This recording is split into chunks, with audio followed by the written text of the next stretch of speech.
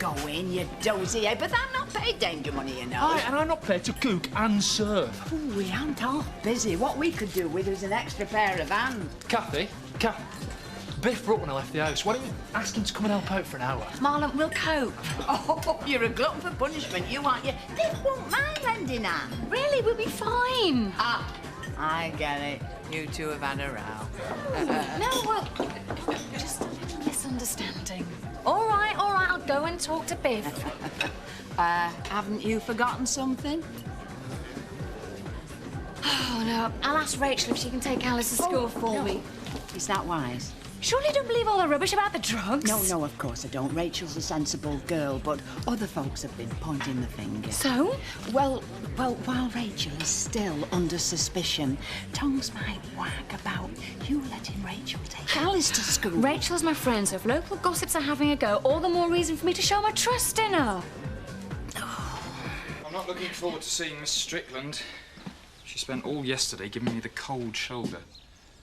I'm sorry. It's my fault. Rachel, it's not. You're completely innocent. Shame Miss Strickland can't show more faith in you. You know, you were talking about moving away. You weren't serious, were you? It's an option. Why is it an option? You said yourself that I'm innocent. If we move away, what's that going to say? Anyway, this is my home. All my friends are here. You don't seem to be getting much support from those so-called friends. What do you mean by that? Well, there's hardly been a constant stream of them at the front door asking how you are. At least think about a move. That might be a good time for us to start fresh somewhere. I've always fancied living by the sea. That'd be wonderful for Joseph. This is my home, Graham. We don't want to duck out of this. I've never taken drugs, and I don't want to leave this village until I prove that. But how are you going to prove it? I don't know. Graham, you're scaring me. It's as if you're losing faith in me. I know you're innocent. I just want you to realise how difficult it's going to be to convince other people of that. I think I'm going to go for a walk, try to clear my head. Come on, Joseph. I'll go see Kathy or something. She's not been round either. See you later. Take care. Don't worry.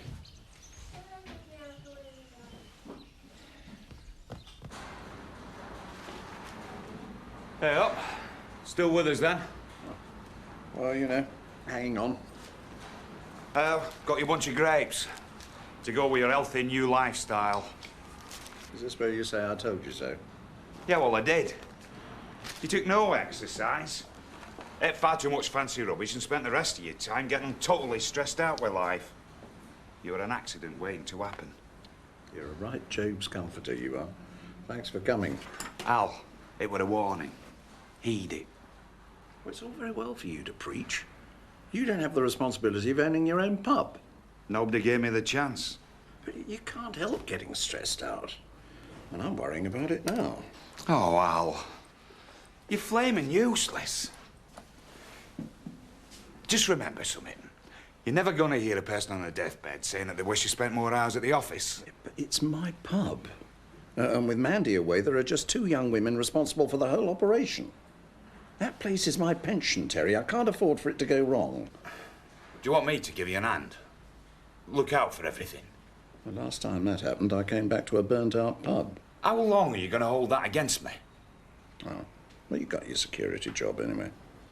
Aye, I know, but, well, to be honest, the money'd come in handy. Things are a bit tight at the moment. Oh, Terry, when are you going to get yourself sorted out? Do you want me to give you an hand or not? Well, you do know the ropes. All right, go on then.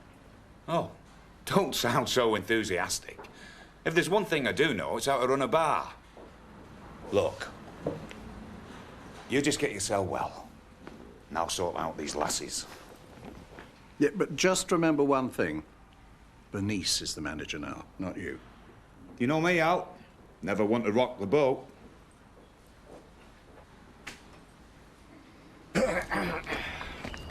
Oh, I'm surprised to see you up so early. What do you mean? I thought all you druggies stayed in bed till midday, sleeping off your hallucinations. Listen, Eric, I've never taken drugs in my life. I've not even smoked a cigarette. These accusations are ruining my life. And the last thing I need right now are cheap cracks from the likes of you. Come on. Only a joke. Hiya. Just going to see you. Rachel, can you do me a favour? Can you take Alice in? I've got a couple of things that need sorting out. Oh, I was kind of hoping we could have a chat. I could do with a friendly ear. It's a bit difficult right now. Is it okay with Alice? Yeah, I suppose so. Thanks. Have a good day. See you later. Bye. Yeah. Look at me. What have you moved?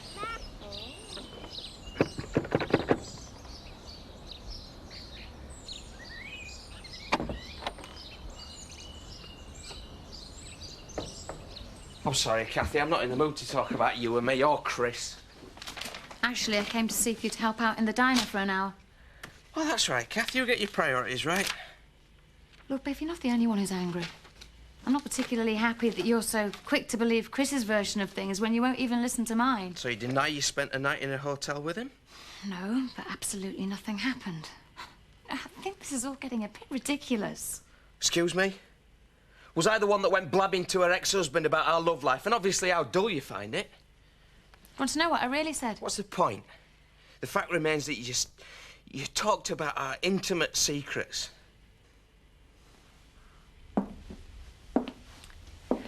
All right, Biff, I made a mistake.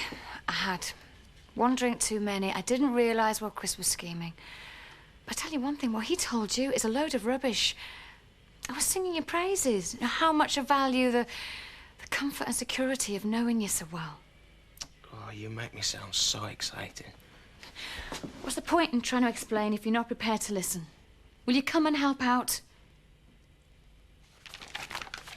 OK. But I'm telling you now, Kathy, you are way out of order. This is a long way from being sorted out.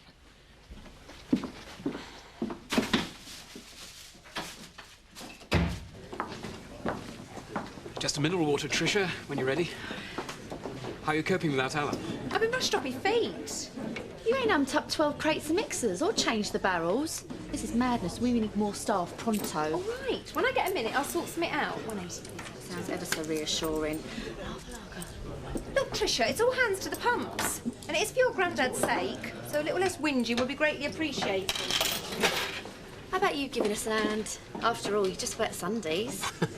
I'm not sure what God would think of me, moonlighting as a barman. Oh, I don't want to get you into trouble with your boss. Oh, look, Bernice. This is getting beyond a joke. You're going to have to call an agency or something. Stay calm. I've already organised some help. Oh, you can cut the atmosphere in here with a knife. Aye, I wish they'd make up or break up. The tension's unbearable. Well, I love them both dearly. But this better not start happening on a regular basis. I mean, do you fancy working in this atmosphere every day?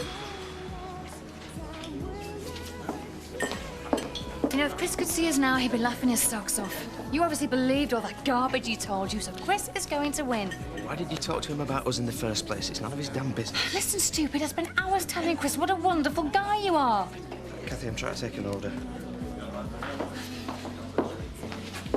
Isn't it obvious to you what Chris is doing? He's doing his level best to split us up. With more than a little help from you. Biff, will you listen to me? I made a mistake. I'm sorry. I will never talk to Chris about us ever again. Fine. Oh, come on.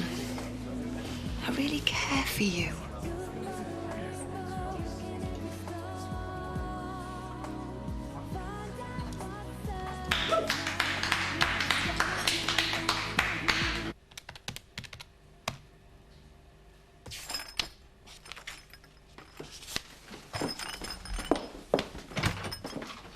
Terry, what are you doing here? Well, I told Al I'd bail you out. Not a minute too soon. That cellar's a right mess. Very kind of you, I'm sure, but it won't be necessary. My fiancé Gavin's going to help out. Well, that's news to me. He's arriving tonight, so everything's under control, thank you, Terry. You might reckon, love. But Al wants me here, and here I'll stay. Terry, may I remind you that I'm the manageress of the wool pack, and I say you're not required. Suppose you've heard what your thuggish boyfriend's been getting up to. So I'm here. Kathy, there's no need to come over here and sort things out for Biff. It shouldn't be you who's apologising. And don't worry, I'm not pressing charges. I'm here to say sorry. That he didn't hit you harder. You are a rotten, conniving schemer. I've been an idiot to think you could change. I know exactly what you're up to, and it had better stop now. I don't know what he's been telling you, but I am the injured party here, you know. He attacked me. Do I need to spell it out? You're trying to split me and Biff up. Don't know what you're doing with him anyway. Bloke's got a peanut for a brain. Let's cut the games, Chris. You're trying to get rid of Biff in the hope that we'll get back together again. OK. Cards on the table. You know I've never got over you. Well, you'll have to try, because from now on I don't want you near me or Biff. What can he offer you? I like him a lot, and I will not allow you to ruin things. A man's allowed. You'll come to your senses sooner or later. I'll still be here. Let me try and explain this in words you'll understand. Chris, I wouldn't get back together with you if you were the last man on Earth. But I love you.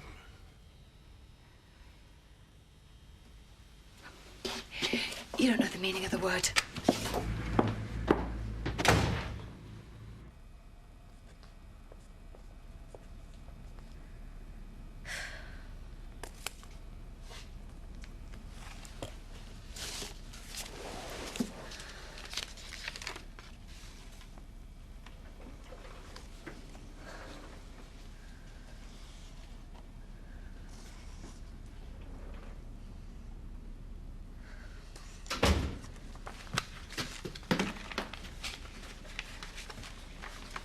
Spying on my past again? No.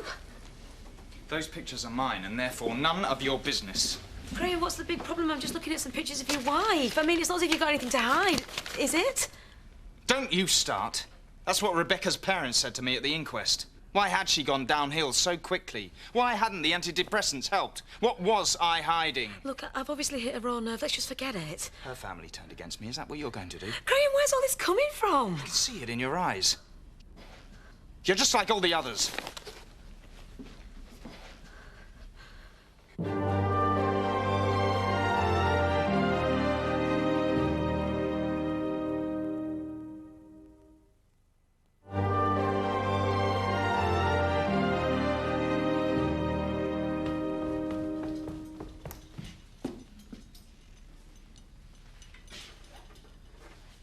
Are you all right? All I've tried to do is be the perfect partner to you, help and support you. And now you just throw it all back in my face. Graham, I was only looking at some photographs. Why are you hell-bent on trying to dig up my past? I'm not! I was just curious, that's all. You always gloss over your life with Rebecca. I'm not saying for a second that I believe you had anything to do with what happened to her. Look, can we just leave it behind us? Now's not the time to row. I'm going for a walk. I don't like the atmosphere in here.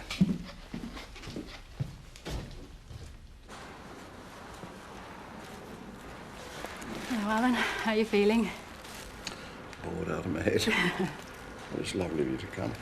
Well, there's something wrong if two old friends can't get together over a mild heart attack. Zoe, can I tell you a secret? I was so scared of dying. Who wouldn't be? Well, after everything had stabilised and the doctor had gone, the nurse gave me some sedatives, but I couldn't nod off. I was scared of closing my eyes. I just cried for hours. Hey. Zoe, I was so full of self-pity. I lay here, frightened, full of regrets, thinking about the life that I'd wasted. Don't be ridiculous. I was scared of dying, but I realised I was also scared of living. I've always bottled out. I should have gone to America with Joe. I should have made my marriage work, my relationship with my kids, but I never fought hard enough. I just gave in. Because I'm scared of life. Isn't that terrible? No, Alan. I think most of us feel the same as you. frightening being brave. We all wish we could be, but... Well, listen to yourself, Zoe Tate. You're one of the bravest people I know. Me? You've been honest with the world about being lesbian. It can't have been easy for you here. Zoe, don't be like me. Don't end up full of regrets. Don't bottle out. If there's something you want, or somebody, go for it.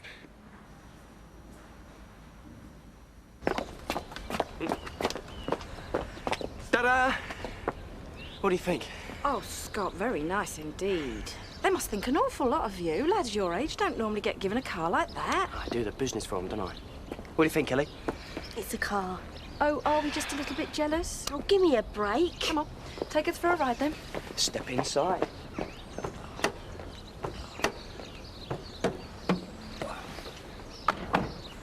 Hi, you as well? Must I? I'll show you the back seat later. You're disgusting. Kelly, come back! Whiskey, please. Make it a double. Life's an international drugs baron getting to you, is it, eh? What? Just my little joke. Yeah, well, I'm not in the mood. Weird, this Rachel business, eh? How so? My 2 pennies? I don't believe for a second that the drugs belong to her. Thought you were the one who said she was guilty as sin.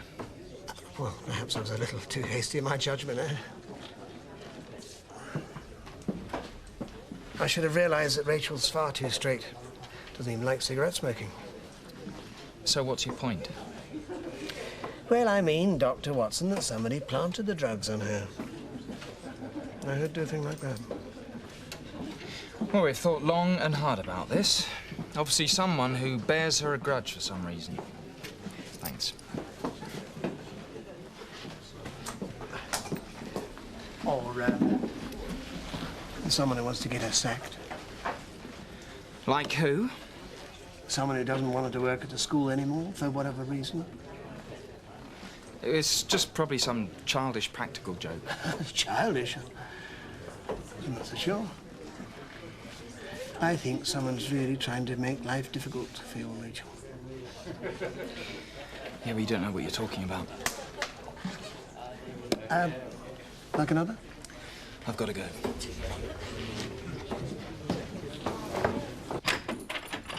You see, what Vic would have wanted is for me to be self-sufficient, you know, running my own business, just like him. But you're too young to set up on your own. Age isn't important, ambition is. But it's a big risk. All I need is some capital. Scott, don't run before you can walk. You're in a good job and you're doing well at it. True, but I could be doing better on my own. See, I want to achieve something that would make Vic proud of me. You know, a tribute to his memory. Oh, Scott, that's a lovely thought. And it would be kind of fitting if Vic's money helped set up the whole thing. He would have liked that. But do you know what you're doing? Look, if it makes you feel any better, I'll go to an advice agency or something. And I've got a mate who's going in with me, and he's got a lot on house. What I really could do with is your advice. Oh, sure. Well, OK. Show me your plan, and we'll take it from there.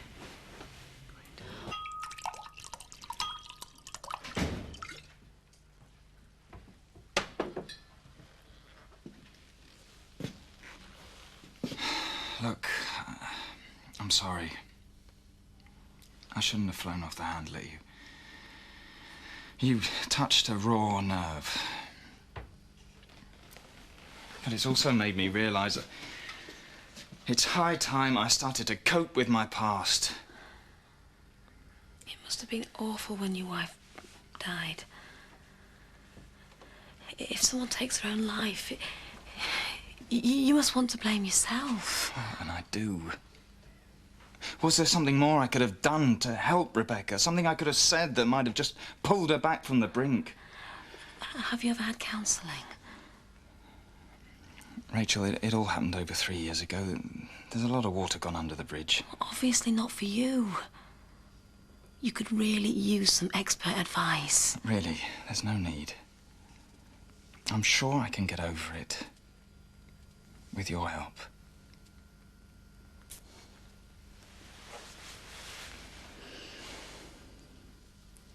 And here's another thing. He never rings her, she always rings him.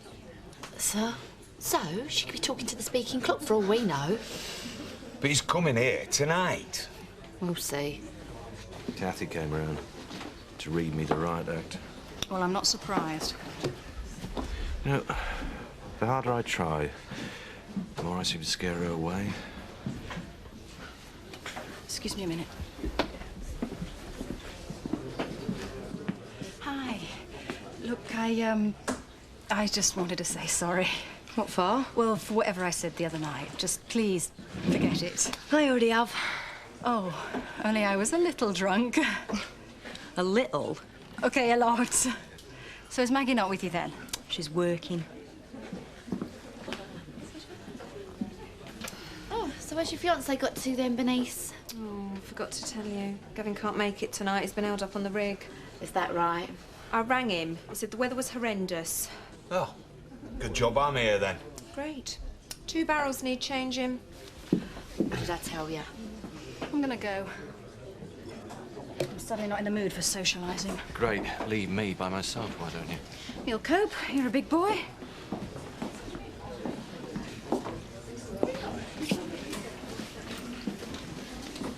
Could we have a word? What's left to see? Well, I've been meaning to come round. Maybe Biff's punch has finally knocked some sense into me. Because I've been a complete idiot. I disagree with that. Scotch, please. I'm being honest with you now. I realise what a fool I was to try and relive the past. Kathy and I are history. It's a shame I didn't see it earlier. Certainly is. I know now that you and I are the future, Laura. Sincerely, I've realised just how strong my feelings are for you. So I take it Kathy's well and truly kicked you into touch then? Do you really think I'm that tacky? Oh, I know you are. Let's face it, if you still stood any chance with Blondie, you wouldn't be here now talking to me. No, you've got me all wrong. Oh, I don't think so, Chris. Perhaps we could go back to your cottage and chat about this? No, I don't want you in my house again, ever. Oh, please, Kathy. Laura, I just want to sort all this out. You don't get it, do you, Chris? I actually believed you cared for me. Now it's clear I was only ever the consolation prize. That's just not true. Look, I'm not stupid. And now you've come crawling back because Kathy doesn't want you. Well, tough. I wouldn't touch you with a barge pole. You're on your own now, Chris.